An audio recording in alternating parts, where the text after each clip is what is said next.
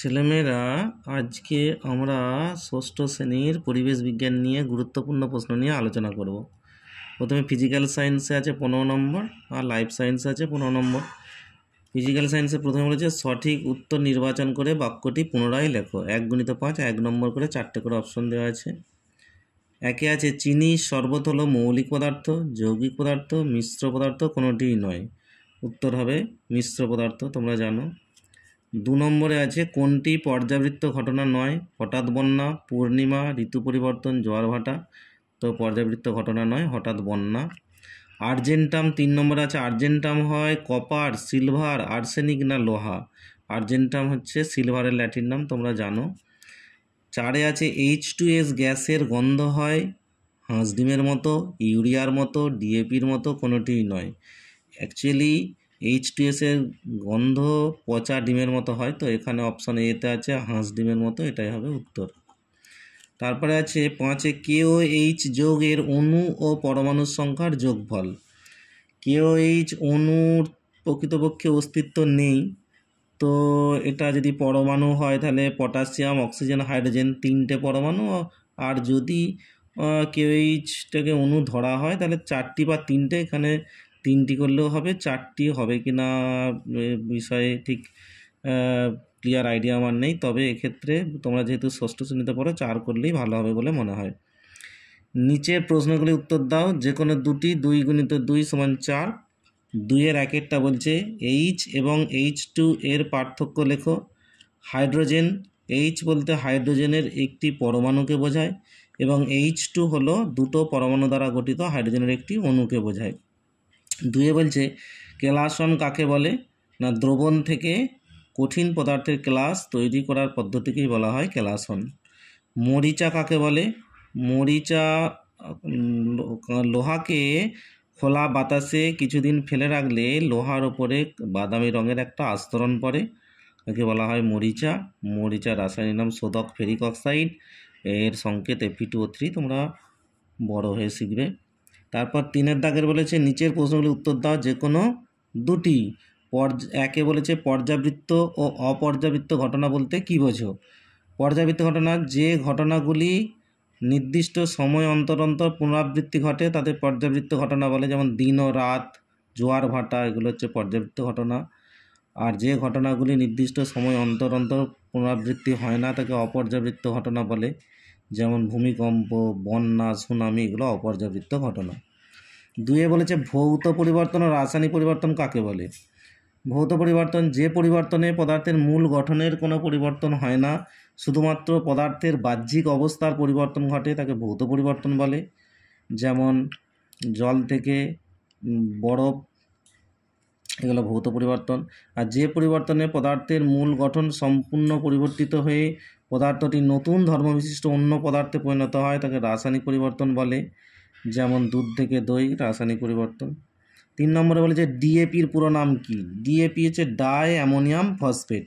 এর ব্যবহার হচ্ছে রাসায়নিক সার হিসাবে জমির উর্বরা শক্তির বৃদ্ধির জন্য ব্যবহার করা হয়। এরপরে আসছি লাইফ সায়েন্স, জীবন বিজ্ঞানের প্রশ্ন নিয়ে। প্রথমেই আছে নিচের প্রশ্নগুলির পূর্ণবাক্যে উত্তর দাও। 1 × 5, 1 নম্বর করে 5টা দেওয়া আছে। 1-এ আছে সিল্ক কী থেকে পাওয়া যায়? সিল্ক রেশম কীট থেকে পাওয়া যায়। 2-এ আছে পাউরুটি তৈরি করতে কোন ছত্রাক ব্যবহার করা হয়? পাউরুটি তৈরি করতে ইস্ট ব্যবহার করা হয়। 3-এ জলে ক্লোরিন ট্যাবলেট মেশানো হয় কেন? না, জলে ক্লোরিন ট্যাবলেট মেশানো হয় জলকে জীবাণুমুক্ত করার জন্য। 4 কুইনাইন কোন ভেষজ উদ্ভিদ থেকে পাওয়া যায়? কুইনাইন সিংকোনা গাছের ছাল থেকে পাওয়া যায়, এটা তোমরা জানো। তারপরে আছে ভিটামিন ডি এর অভাবে কোন রোগ সৃষ্টি হয়? ভিটামিন ডি এর অভাবে হাড় ও দাঁতের ক্ষয় হয়, এটা তোমরা জানো। নিচের প্রশ্নগুলোর উত্তর দাও যে কোনো দুটি, 2 নম্বর করে 2টো। ঝাড়ুদার পাখি কাকে বলে? না, আমরা জানি কাককে ঝাড়ুদার পাখি বলা হয়। এরা সমাজের কি উপকার করে? এরা সমাজের নোংরা স্তূপ, জঞ্জাল থেকে নোংরা আবর্জনা খেয়ে পরিবেশকে পরিষ্কার ও পরিচ্ছন্ন রাখে। ধান খেতে অ্যাজোলার পানা চাষ করা হয় কেন? না, অ্যাজোলার পাতায় বাস করে অ্যানাবিনা নামক ব্যাকটেরিয়া, যা বাতাস থেকে নাইট্রোজেনকে আবদ্ধ করে নাইট্রেট লবণে পরিণত করে, ফলে ধান খেতে নাইট্রোজেনের পরিমাণ বৃদ্ধি পায় এবং জমিতে সার দেওয়ার প্রয়োজন হয় না, তাই ধান খেতে অ্যাজোলার পানা চাষ করা হয়। মানুষের এর পরের প্রশ্নটা, মানুষের হৃৎপিণ্ডের কাজ কী? মানুষের হৃৎপিণ্ডের কাজ তোমরা জানো, মানব শরীরে রক্ত সঞ্চালন করা আর সারা শরীরে অক্সিজেন ও পুষ্টি পদার্থ পৌঁছে দেওয়া। এরপর আছে নিচের প্রশ্নগুলির উত্তর দাও। 3x2, 3 নম্বর করে দুটি আছে। প্রথমে বলেছে মিথজীবিতা বলতে কি বোঝো? মিথজীবিতা বলতে কি বোঝো এটা তোমরা জানো, যখন দুটো জীব কি করে পরস্পরের সাহচর্যে বাস করে একে অপরের কাছ থেকে পুষ্টি পদার্থ সরবরাহ করে, সেই ঘটনাকেই বলা হয় মিথজীবিতা। যেমন মিথজীবিতার অনেক উদাহরণ হয়, যেমন হচ্ছে জাব পোকা এবং পিঁপড়ের মিথজীবিতা। জাব পোকারা গাছের শর্করা সমৃদ্ধ রস শোষণ করে, শর্করা সমৃদ্ধ বর্জ্য ত্যাগ করে। এই বর্জ্যের নাম হানিডিউ, যা পিঁপড়েদের খুবই উপাদেয় খাবার। খাবার পাওয়ার জন্য পিঁপড়েরা জাব পোকাদের লালন পালন করে, শত্রুর হাত থেকে বাঁচায়, এমনকি জাব পোকাদের খাবার ফুরিয়ে গেলে তাদের এক গাছ থেকে অন্য গাছে নিয়েও যায়। এরপর 2 নম্বর প্রশ্ন বলছে পরাগ মিলন কাকে বলে? পতঙ্গরা কিভাবে পরাগ মিলনে সাহায্য করে? না, পরাগ মিলন কাকে বলে? কোনো ফুলের পুংকেশরের পরাগধানী থেকে পরাগরেণু ওই ফুলের গর্ভমুণ্ডে বা একই গাছের ভিন্ন ফুলের গর্ভমুণ্ডে বা সমপ্রজাতিভুক্ত ভিন্ন উদ্ভিদের ফুলের গর্ভমুণ্ডে স্থানান্তরিত হওয়ার ঘটনাকেই পরাগ মিলন বা পরাগযোগ বলে। পতঙ্গরা কিভাবে পরাগ মিলনে সাহায্য করে? তো আমরা জানি পতঙ্গরা ফুলের গন্ধ এবং রঙের দ্বারা আকৃষ্ট হয়ে ফুলের ওপরে বসে। বিভিন্ন পতঙ্গ যেমন মৌমাছি, বোলতা, ভীমরুল, প্রজাপতি, এরা কি করে? প্রথমে ফুলের মধু খাওয়ার জন্য ফুলের ওপর বসলো, তো ফুলের পরাগরেণু তাদের পায়ে ডানায় আটকে যায়।